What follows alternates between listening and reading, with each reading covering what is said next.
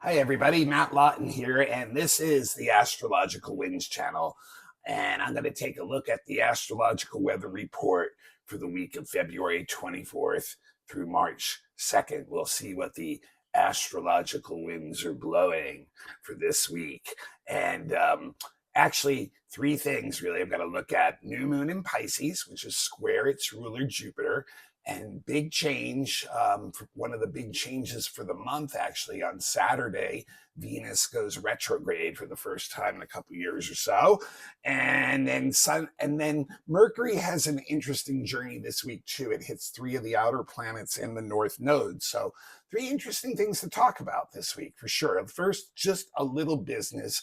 The Astrological Winds channel is a free video blog. It's on YouTube. If you have a YouTube account, please become a follower. And remember, followers, you need to turn that notifications button on in your options if you want to get the notification from YouTube when the blog comes up. So don't forget to do that.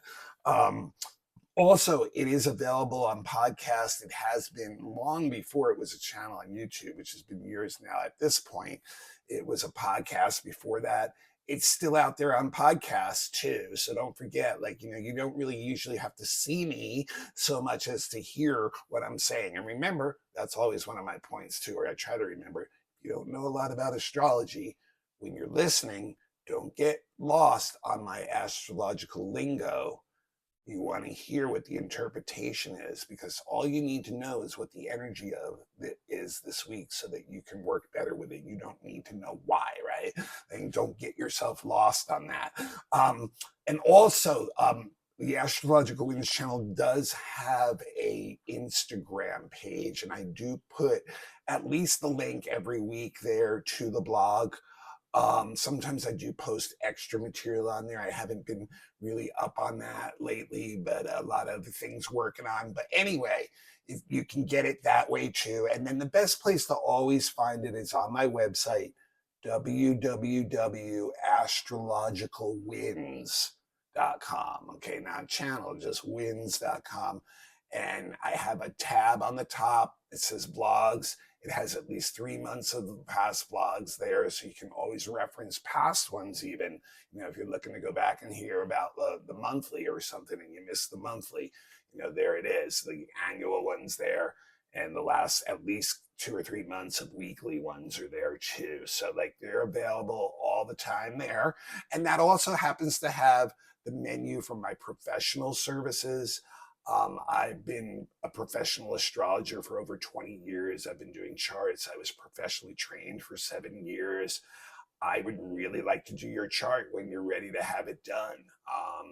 So make that contact with me. All kinds of different kinds of readings. You can check out the menu if you have a group and you're looking for some kind of lecture or workshop or something like that. There's a menu for stuff like that. I am going to be starting up a beginner's astrology class really soon. So anybody else who wants to jump on a live one, I do have podcast ones available for whenever you want to hear them. But if you want to do a live one, get in touch with me. And my email is matthuE823@gmail.com. All right. Don't forget the thing I ask about the blog, since it is a free service, is that I ask you to try every week to pass the link on to somebody else who you think might appreciate it. And that's how I've gotten the blog to grow. And it's been growing well. I appreciate that, you guys, on both the podcasts and on YouTube. More and more people seem to be tuning in. I'm going to start with that Mercury stuff, actually, because it starts tomorrow on Tuesday when Mercury conjuncts Saturn. Okay. And Mercury in Pisces, in a sign it's already kind of weak in, and then it gets into Saturn. And normally Mercury conjunct Saturn, it's something that really concentrates the mind. It focuses the mind. We can really get into the details of things, really kind of roll up our sleeves and get into the nitty gritty, so to speak. And therefore it's really good for any kind of really detailed planning or organizing you have to do. particularly good for like paperwork. Like, actually, if you're working on your taxes, it'd be a great day to do something like that, but any kind of administrative things too, where, you're using the mind to really, get the plan focused and stuff. Now, that's also part of the problem with Mercury and Saturn too, is that it narrows the mind. And sometimes the mind ends up missing the whole big picture. It gets so lost in the details. Now, normally Mercury and Saturn together are very cautious, when they're moving ahead, when they're, making plans and making decisions and even speaking. They're cautious together. They want to make sure that they're on solid ground. They're very practical on that level, and really good at being efficient with time and resources and not wasting anything. Like, so that's why, like, there's this very deliberate way of picking and choosing and doing things, and once again, that can be part of the reason why it gets narrow too, and this is some of the bigger points. But the devil is definitely in the details here, and you can work really well with them if you have the right frame of mind. It's a very detached, objective way of looking at things. And most of our communications on Tuesday will center around practical things. It can be good for some business stuff for sure.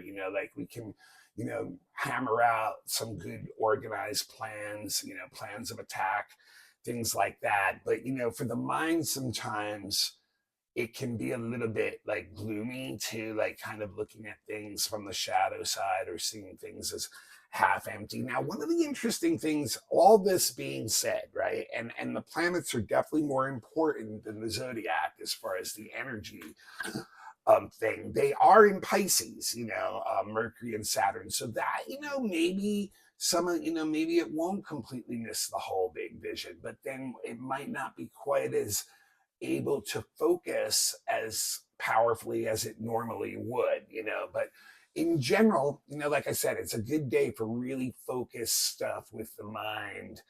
And that's really down to earth and practical.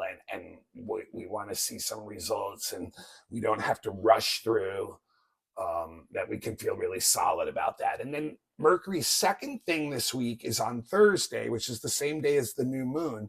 So Mercury hits Uranus with a sextile on Thursday. So that's a very different energy now than Saturn. Saturn and Uranus are kind of like very, they're almost opposing energies in many, many ways, They both bring in change. One of them brings in change from freedom, that's Uranus, and the other one brings in change from the duties that you have, and that's Saturn. So, like, there's a very different way of bringing in change from those two planets. So now Mercury goes from Saturn into this sextile to Uranus, and it really can bring a very insightful and perceptive mind. Like, ideas can come like as a full package very quickly, and they're very innovative, they're very ingenious, and they just can be like something that really excites you, really stimulates you. You can take in new information under this energy, and then the mind kind of takes off. It exponentiates it, almost like, it's like, wow, what are the possibilities of this? So there's a lot of like what I would call like really happy or pleasant surprises that come up in new discoveries that we can make on Thursday. And so, and one of the things too, because it puts the mind in a different place than it normally is, like a different angle. Let's say it's looking at things from a different angle. A lot of times it's a higher angle, an angle from above, so it can see more, and because of that, it's a good day that, like, if you have any kind of lingering stuck issues that you haven't been able to figure out the resolution or answer for, that you could possibly come up with a new way of seeing it, and maybe some kind of new plan or a new solution that you had never seen before. So really, it's a day, it's a sextile. So like we got to like, act on it a bit to make it really work for us. But, it's a day where we, go out and try to, with the attitude of making new discoveries. Although it is a yin sextile, so it shows like they'll probably, at least one of them will probably come to us, will flow to us on this day. And like once again, interestingly enough, when you think about the Mercury in Pisces, this could like get us into some different areas that the mind normally doesn't tap into. And even our, and because Mercury has that, is the plan of the communications too. We'll probably get into an electric communication or conversation or two with a couple people. And if nothing else too, none of that stuff comes up for you, it's a great day to study or use science or technology, so like all you folks who work in the tech fields, this is a day where you can do some groundbreaking stuff. The opportunity is out there. You have to use it because it is an opportunity and it's not going to force itself on you, is a good way to say it. Now, also that day, we've got our new moon of the month. It's the new moon in Pisces. We're getting into eclipse season, guys, soon. Next full moons and new moons coming up. But anyway, this one is not quite there yet. It's a new moon in Pisces and it's at 10 degrees. So go to your chart now and find out what house 10 degrees Pisces is in. And if you have an understanding of what that house means, that will most likely see where you see this new energy come in, new moon, new energy, new beginnings, right?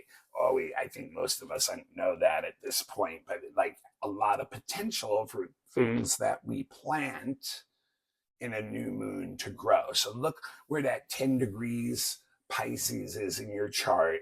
And like I said, this new moon is actually squaring its ruler, Jupiter, which is interesting in and of itself. But when you think about the moon in Pisces, remember the moon in Pisces, that's operating on an emotional level, on a subconscious level.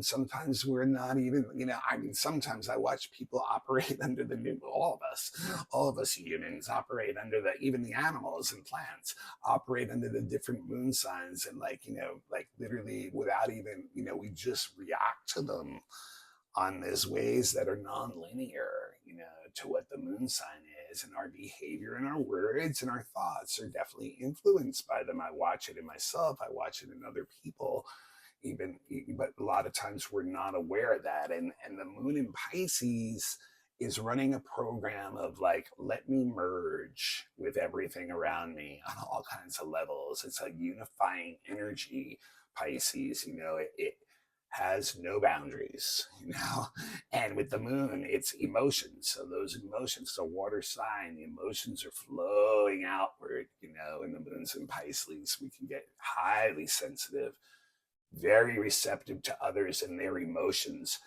very receptive to the energy of the environment around us. And both those things can influence us. In fact, sometimes it can be very difficult, especially when we're in a group of large people, like in public, large groups and stuff, to discern where our emotions are coming from. If they feel very foreign to you and you're like, what's going on? Then I can guarantee you're most likely just picking up the emotions of someone around you, because there's this very, like, our psychic radar is on high level when the moon is in Pisces. So we're picking up a lot of psychic attunement, emotional attunement with others. In fact, we have a very high acuity of emotional intuition.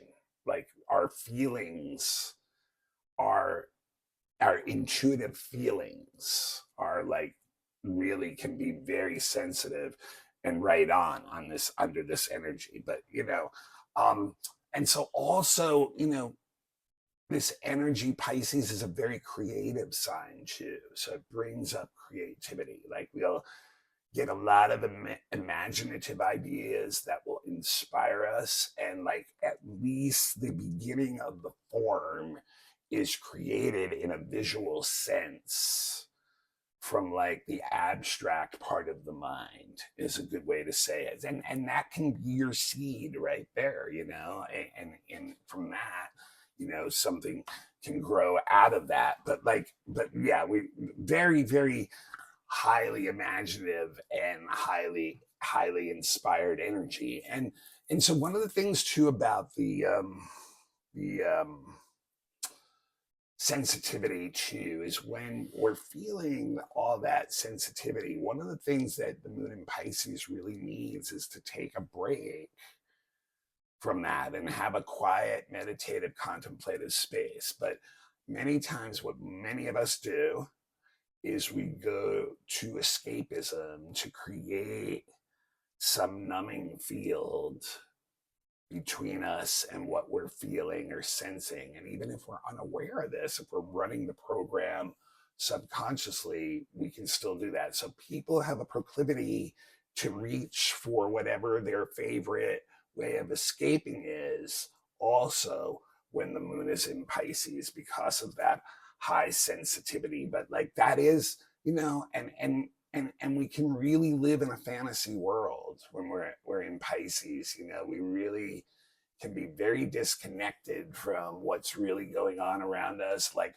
what we think other people are thinking is probably so off base. You know, it's probably completely based in our own fantasy dream world because we're such in a highly imaginative place. Now, like I said, it's a highly creative energy. So like artistic output is possible under this, like new forms of artistic output or inspiration coming from new places to create new artistic output. So that could be like the seed of this. The other thing is it's a very spiritual sign. You know, it's the unifying energy. We're very much connected to the great unconsciousness that's behind everything that unifies all of us and everything in life. And so, like, you know, we're almost always consciously unaware of that energy. You know, there's a lot of flow with it right now. So a lot of people will go on spiritual journeys too at this time, you know, a time where they can be maybe more recluse, more meditative, more contemplative. The other thing too is it's really good for alternative healing methods to try to help you emotionally and stuff, especially you know, healing methods that are, you know, for our emotions or minds, you know, like things that help us to calm down. Now, the square to Jupiter, which is the ruler, you know, Jupiter inflates everything that it touches. So, like, you know, it's going to inflate a lot of this energy, you know, like this, like, energy of what I all just said. It's kind of like putting a square, you know, a little square sign there, like I said, exponentiating that energy, you know. But it's kind of interesting though, because Jupiter, if you'll remember, is in Gemini still.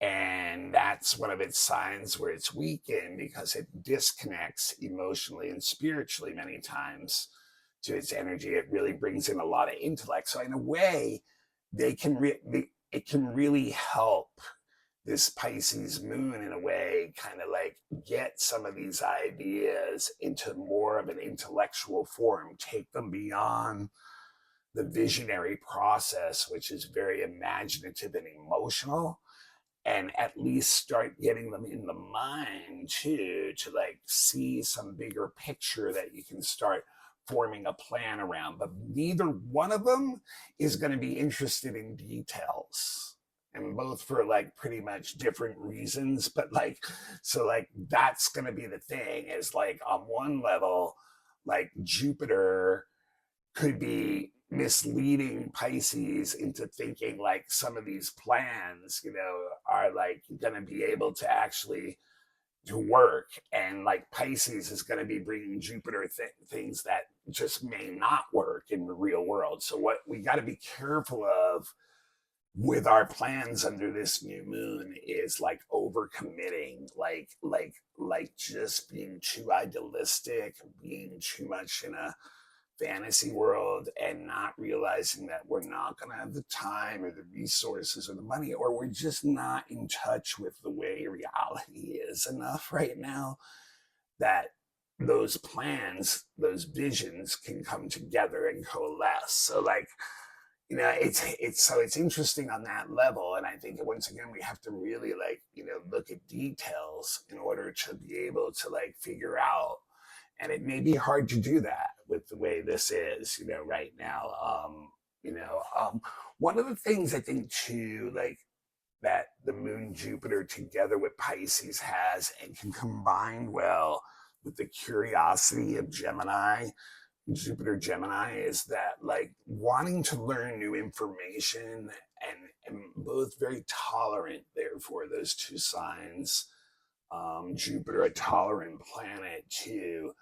So the ability to take in viewpoints that are foreign to us, and therefore, and then Pisces and Jupiter both interested in value systems and beliefs, so we can take in new stuff from foreign places or people that widen our belief systems, that widen our value systems, make us more tolerant of others, and in our search for like wisdom and truth, and what we believe that is. So, but we just have to be really careful once again, because like Jupiter and Pisces and even Gemini, can really go off like on opinions and beliefs and really get like into this blind faith kind of zone where we kind of get really self-righteous and arrogant, and we're so fired up, like we are really once again missing the details, trying to get pushy,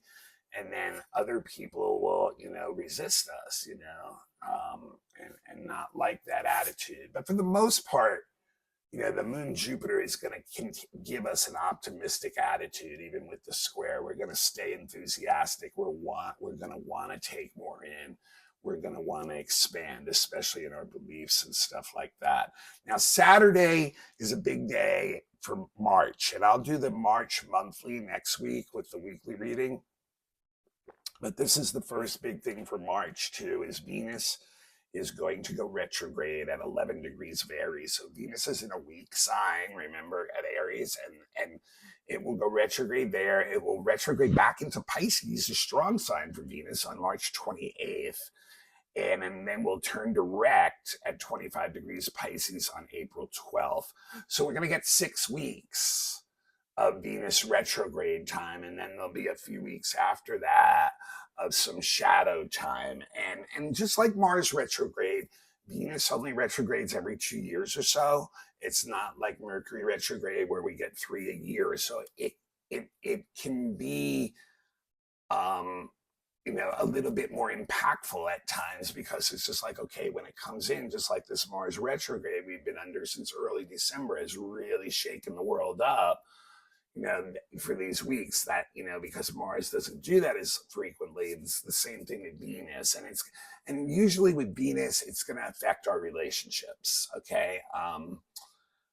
With Venus in Aries, Venus retrograde, a lot of times, the things that have been like festering for a long time, and in relationships that are long-term relationships, family, friends, people like that, old, romantic partners that have been together a long time, like problems can come up at this time and really strain the relationship. And when I think about Venus and Aries, I think a lot of the problems maybe like, domination energy, like who's the boss in the relationship, or someone feeling like they need to be more independent of the other person. The danger of Venus in Aries is it can be very disregarding of its duties in relation to others. So that can be where a lot of the problem is going to come in here, where people are going to feel like, hey, you're not living up to what a relationship is really supposed to be about, and you're being a little bit too me-centered,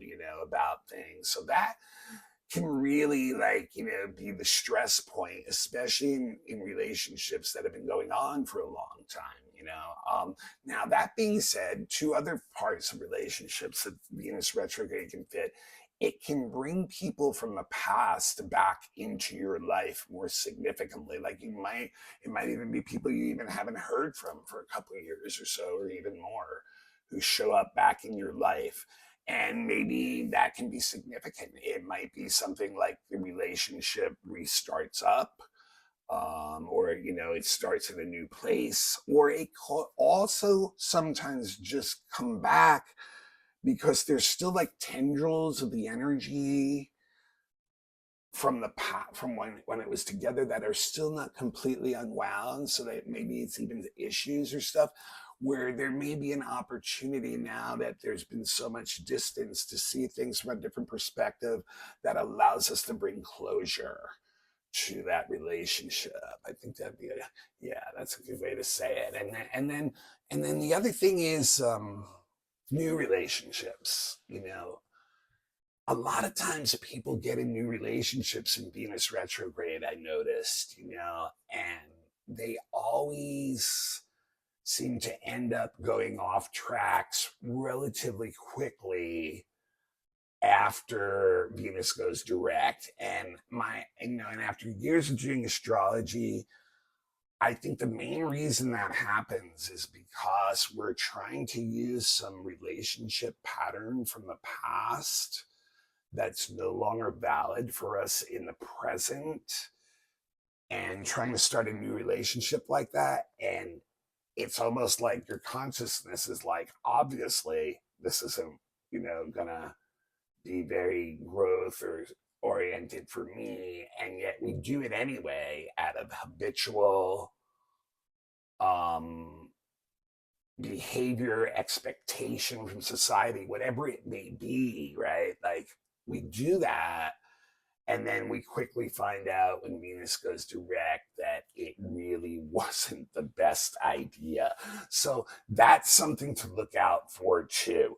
And then the other thing is creative blocks are possible now too. Like we might even have some projects that are going on that are creative projects, like maybe around our home redecoration or artistic stuff. We may get a block now, or something may stop us or slow us down on those things. So that's kind of interesting. Oh yeah, another thing in relation to the Venus in retrograde too. One other thing, and this isn't so much in relationships directly, it's more like thinking of yourself. But like a lot of times when Venus is in retrograde, it can kind of push our buttons of not feeling like we're good enough or attractive enough or rich enough or whatever it may be to attract that person or the right persons to us. So we can really chew on ourselves about stuff like that. So, be aware if you're doing that, it's just a natural energy, and try to be gentle with yourself about it.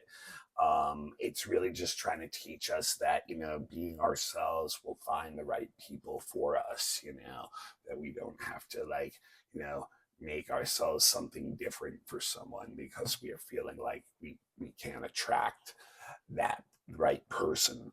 And then the other thing is Venus retrograde can mean times of financial setbacks too, and especially in investments. So, like the markets and stuff may not, they may not do that well during the Venus retrograde period. So that's something to look out for too. And then Sunday, the sun has its exact square to Jupiter. So that's just a continuation of the new moon energy there. Okay. And then Mercury does its last thing of the week. It conjuncts Neptune and the North Node. And so, like, Mercury and Neptune get a lot of inspiration and imagination together.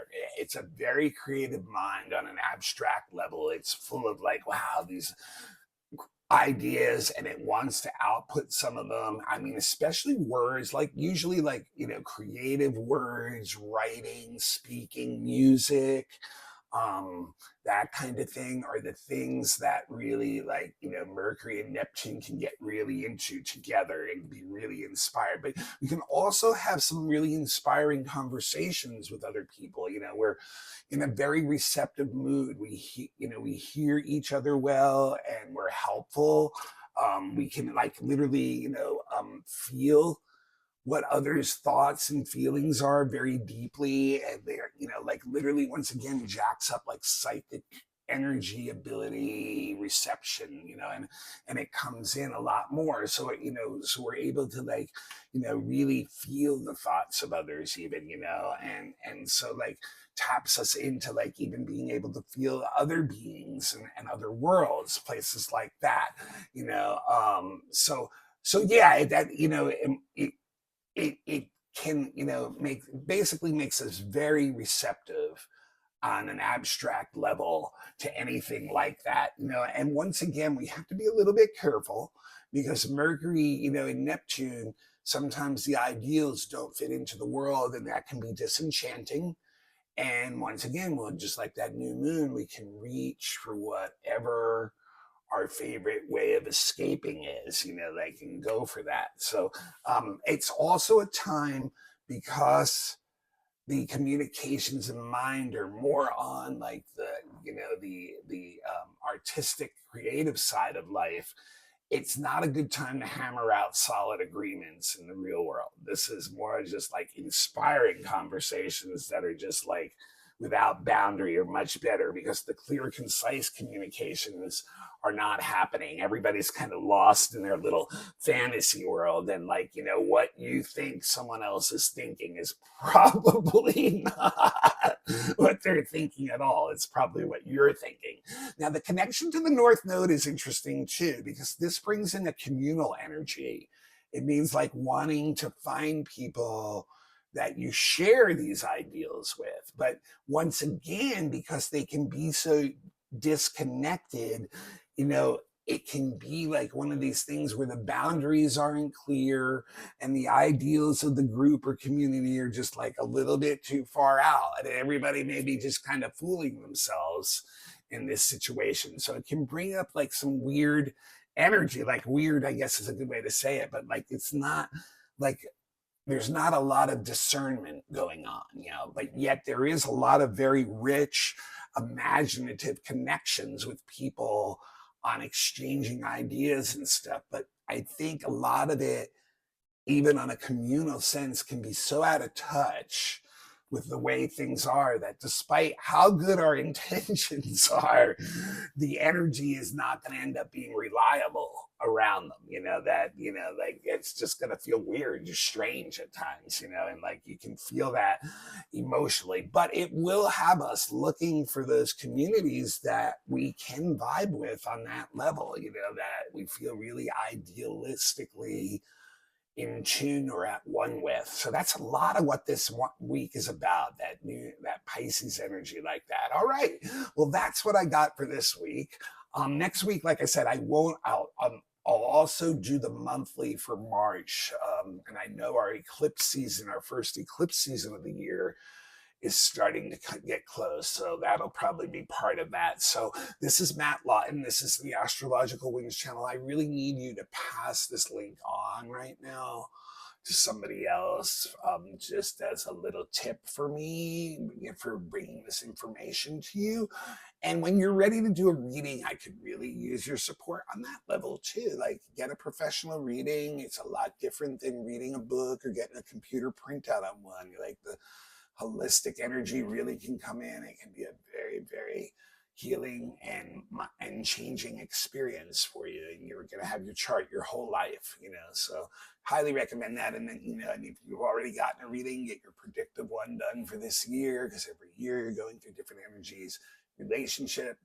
I do stuff like that, children's charts, higher soul type readings from fixed stars perspective, all kinds of different stuff. Just check out the website.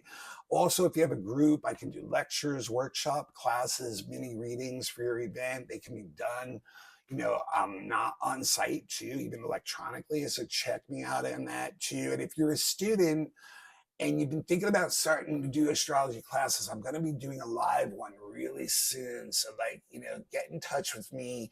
Email is mattHue823@gmail.com.